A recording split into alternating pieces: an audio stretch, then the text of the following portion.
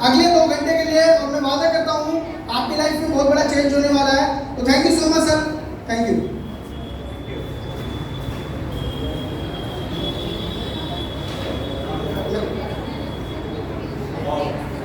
आप लोग अगर ये सामने वाला चेयर ऐसे सामने आ जाए मेरे, तो हम लोग काफी, ये सारा चेयर ये सामने, और आप भी सामने आ जाइए साइड ही सभी लोग।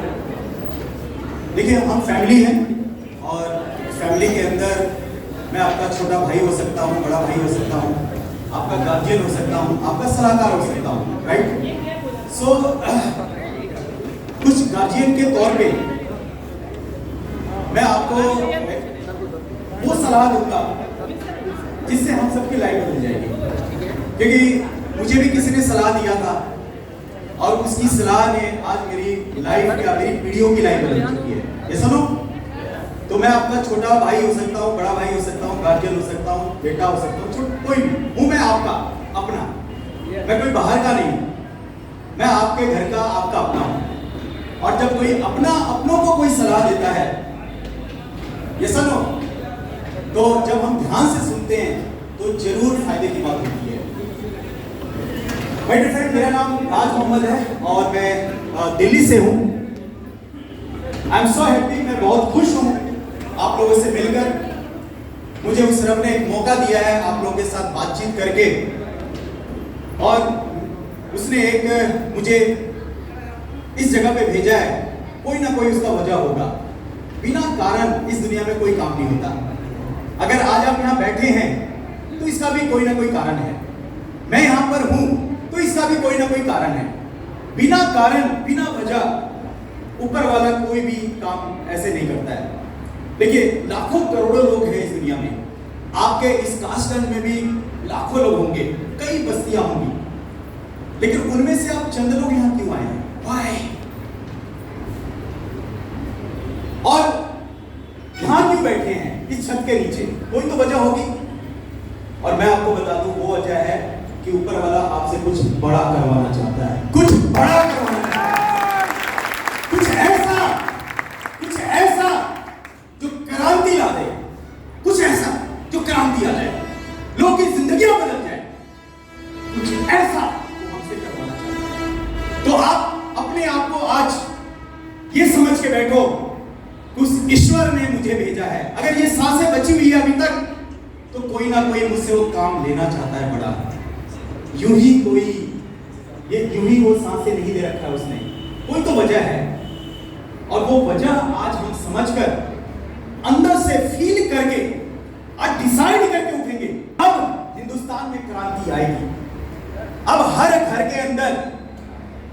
के अंदर मर्सिडीज, ऑडी, जगुआर खड़ी होगी। ये हमारा मिशन है। तैयार हैं? यस। मैंने जब ज्वाइनिंग किया था इस बिजनेस को, 2006 के अंदर मुझे प्लान दिखाया गया था। इससे पहले मैं एक पेट्रोल पंप पे मैनेजर था, 7,500 मेरी तनख्वाह थी। तो जब मुझे प्लान दिखाने मेरे अपलाइन आए, तो उन्होंने मुझे क्या कहा था? उन्होंने मुझे एक स्लाइड दिखाई थी, जो मैं आपको दिखा रहा हूं यहाँ पर स्लाइड। प्लान दिखाते उन्होंने कहा था कि राज, हमारा जो कॉस्ट ऑफ लिविंग लाइफ है, जो हमारे घर के खर्चे हैं, वो हर 5 साल 10 साल के बाद बढ़ते हैं। जैसे जैसे स्टेटस बढ़ेगा, हमारे जीवन स्तर बढ़ेंगे, वैसे वैसे आपकी महंगाई बढ़ेगी, और इसके ऊपर किसी का कंट्रोल नहीं होगा, पूरी दुनिया में बढ़ेगी। तो उन्होंने मुझे एक चार्ट बताया कि हर 20 साल महंगाई बढ़ेगी, और उन्होंने चार्ट में बताया कि 1920 में एक घर 1 रुपए में चलता था। बड़ा ही खुश था वो परिवार। फिर मुझे अपलाइन ने बताया 20 साल के बाद एक और अपर क्लास, जो थोड़े से अपर क्लास में है, उनका 3 रुपए में घर चल रहा है। फिर उन्होंने मुझे बताया, मेरे अपलाइन ने, 20 साल के बाद 1940 में एक जीरो बढ़ के 10 रुपया हो जाएगा। जो घर 1 में चलता था वो 10 में चलने लग जाएगा। मैं एग्री किया, मैंने कहा बिल्कुल ठीक है। उस वक्त 1 रुपए की वैल्यू बहुत होती थी, 10 रुपए की वैल्यू 1940 में बहुत होती थी, अपर क्लास 30 रुपया। फिर उन्होंने 20 साल के बाद बताया 1960 में 100 रुपया हो जाएगा, वही घर अब 100 में चलेगा। जैसे जैसे जीवन स्तर बढ़ रहा है, यहाँ 1 जीरो बढ़ रहा है 20 साल के बाद, और महंगाई बढ़ रही है। फिर उन्होंने बताया 1980 के अंदर इनका 300 हो जाएगा, 1980 में लोअर मिडिल क्लास का 1000 रुपया हो जाएगा। याद करिए, बहुत सारे लोग 1980 में होंगे, 1980 को उनके सामने गुजरा होगा और 1000 जिनके घर आता था वो बहुत पैसे वाले कहलाते थे, ये सब लोग। लेकिन धीरे धीरे महंगाई बढ़ी, अपर क्लास का 3000, 2000 के अंदर ये 10,000 हो गया। यानी जो परिवार 1 रुपए में चलता था, महंगाई बढ़ के वही परिवार की आमदनी 10,000 रुपए घर चलाने की हो गई। आप सोचिए, अभी तक तो लाइफ हम जी रहे हैं, 10,000, 15,000, 20,000, क्या आसानी से हमारे खर्चे मेंटेन हो रहे हैं? नहीं, बहुत परेशान है, धंधे कम हो रहे हैं। ये 2000 में आते आते महंगाई की स्थिति ये बढ़ गई। मेरे अपलाइन ने बताया अपर क्लास 30,000, 10 से 30,000 जो कमा रहे हैं वो सब लोअर मिडिल क्लास ही हैं, गुजारा कर रहे हैं, काट रहे हैं। और मैं 2006 में था, 2006 में यानी 10,000 में 7,500 कमाता था। तो उन्होंने कहा मैं भविष्य दिखाना चाहता हूं आपको, और उन्होंने मेरा भविष्य दिखाया 2020 का। 20 के बाद जिस परिवार को 1 रुपए में घर चलाना था, उसी परिवार को 1 लाख रुपया चाहिए। जब मुझे उन्होंने मेरा भविष्य दिखाया और मुझसे उन्होंने पूछा, अपर क्लास को 3 लाख रुपया चाहिए, उन्होंने मुझसे पूछा राज को तुम जो नौकरी करते हो या कोई और काम करोगे, क्या अगले 20 साल, 10 साल, 20 साल के बाद क्या तुम्हारी 1 लाख रुपया आमदनी होने वाली है? मैंने कहा नहीं सर, मेरे खानदान में भी किसी की नहीं होने वाली, कोई ऐसा धंधा होगा ही नहीं जो मेरा 1 लाख होगा। तो उन्होंने कहा मैं एक ऐसा भविष्य की योजना बताता हूं आपको, एक ऐसा प्लान बता रहा हूं कि अगर आप 2006 से मेरे साथ काम करते हैं तो आप 2020 तक पहुंचते पहुंचते 1 लाख रुपया महीना कमाओगे और आप अपने घर को मेंटेन कर सकते हो, और वो भी पार्ट टाइम में। तो मैंने कहा ठीक है सर। उन्होंने कहा कोई पूंजी लगाने की जरूरत नहीं है, विदाउट इन्वेस्टमेंट कंपनी सारा पूंजी लगाएगी, आपको ब्रांड एम्बेसडर बनना पड़ेगा, आपको प्रोडक्ट को यूज करके प्रमोट करना है और मेरे साथ करोगे काम तो 2020 के बाद 1 लाख की इनकम आएगी। तो मैंने कहा ठीक है सर, जब घी लगे ना फिटकरी रंग चोखा, तो क्या दिक्कत है? खोने के लिए कुछ भी नहीं है, पाने के लिए है। कौन पागल आदमी होगा इस धरती पे जो मना करेगा?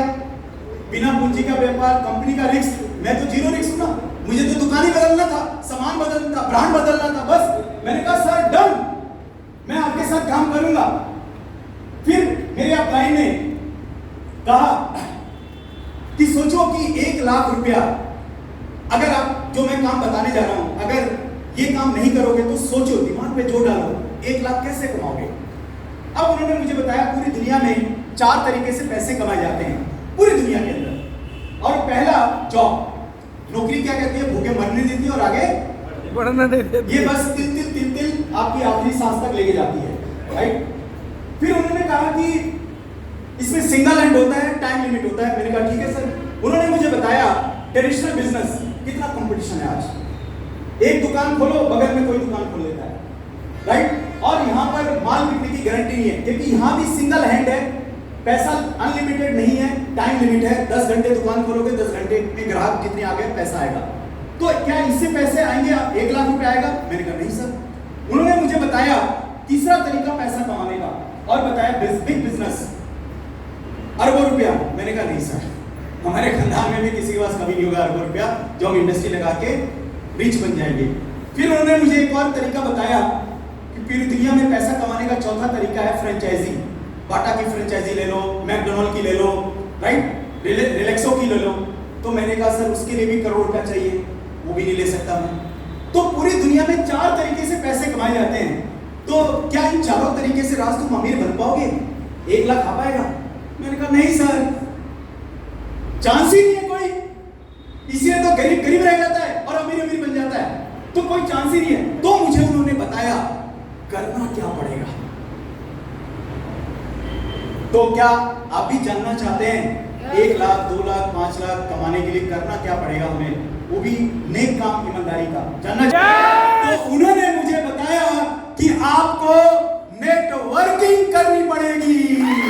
Networking, multi level marketing business, जो 21वीं सदी का बिजनेस है। भारत में नेटवर्किंग पहली बार आया है और ये आखिरी बार आया है। आम लोगों के लिए अमीर बनने का तरीका आया है। नेटवर्किंग करनी पड़ेगी रास्तों में।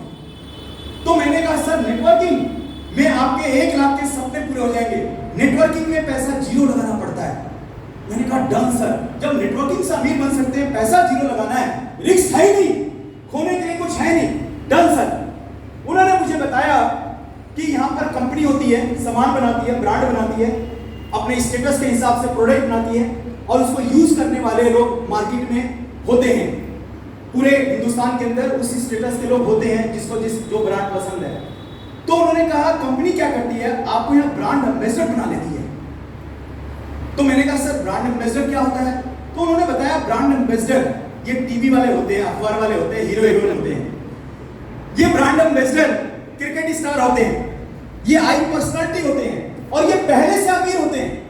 तो हर प्रोडक्ट की ब्रांडिंग करने का लाइसेंस इनको मिला होता है। आम आदमी को ब्रांडिंग का मौका नहीं मिलता। मैं एक ऐसा तरीका बता रहा हूं कि आज के बाद वो कंपनी आम आदमी को ब्रांड एम्बेसडर बनाएगी, यानी इन्हीं की तरह आपको मौका देगी। और मजे की बात है, उन्होंने बताया कि ये सब लोग झूठ बोलते हैं, ये झूठे नंबर 1 ब्रांड एम्बेसडर है।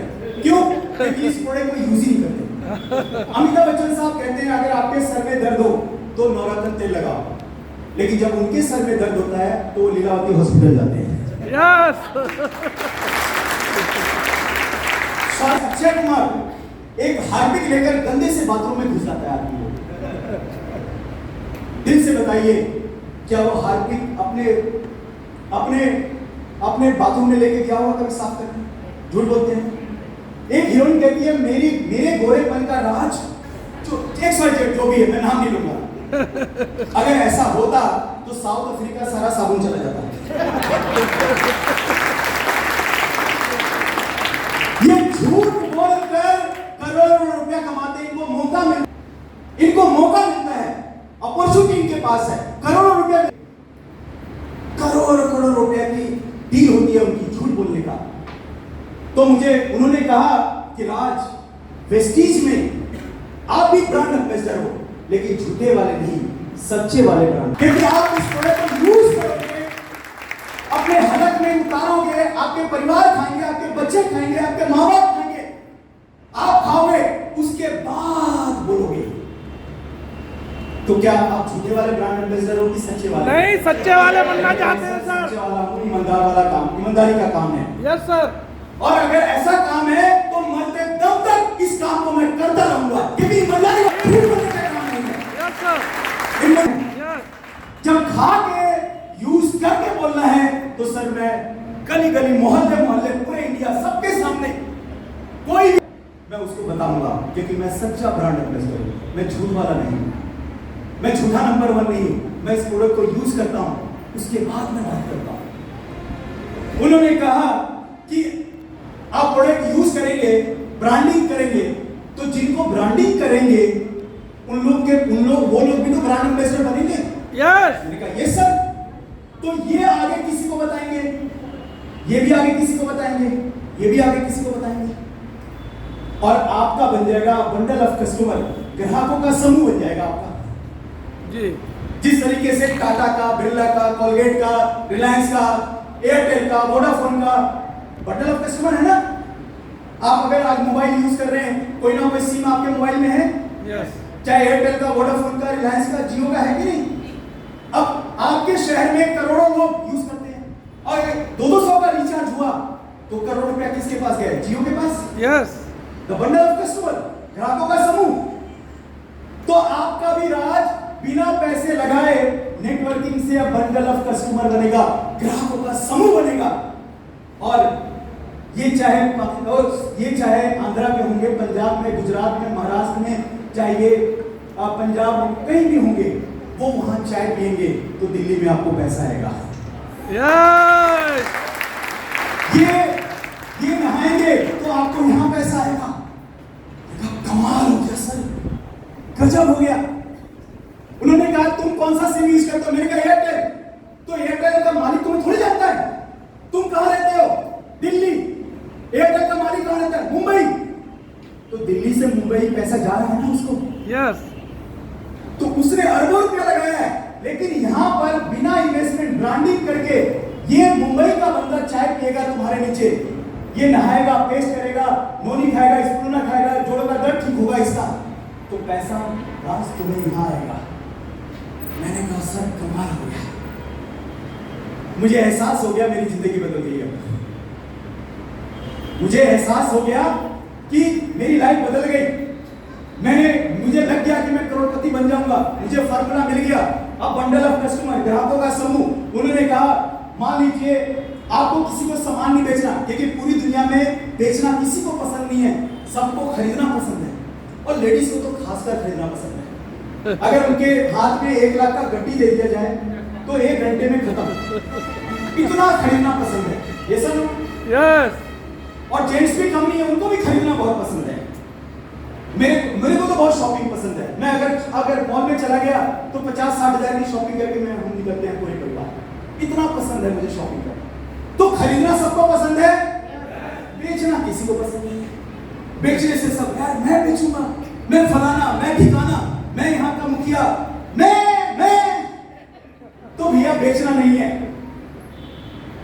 हमारा ये जो माउथ पब्लिसिटी का बिजनेस है, ये मुंह हमारा, ये जो बिजनेस है हमारे मुंह से चलता है। और हम टाटा बिरला का बिजनेस करते हैं, कोलगेट का करते हैं सुबह से शाम, हम टीवी फ्रिज का, हम मोबाइल बेचवाते हैं, हम सुनारे की दुकान चलवाते हैं, घड़ी सूट साड़ी करते कि नहीं करते सुबह से शाम? यस हमसे कोई पूछने आता है बाइक लेना है, भाई ये वाला बाइक ले लो। कोई कार कहता है ये वाला कार ले लो। हमें बिटिया के लिए सोना खरीदना है, यहाँ से ले लो, हमारा 50 साल पुराना है सोनारा का दुकान। ये सब लोग, ये काम हम सुबह से लेकर शाम तक करते हैं। ये सब लोग यस तो वेस्टीज ने कहा यही काम अब अपने लिए करो। आज के बाद ये फैक्ट्री चलनी चाहिए तो वेस्टीज के लिए नहीं, अपने लिए। अब तक ये फैक्ट्री से आपने दुनिया को अमीर बनाया है, अब इस फैक्ट्री से आप अपने आप को अमीर बनाओ।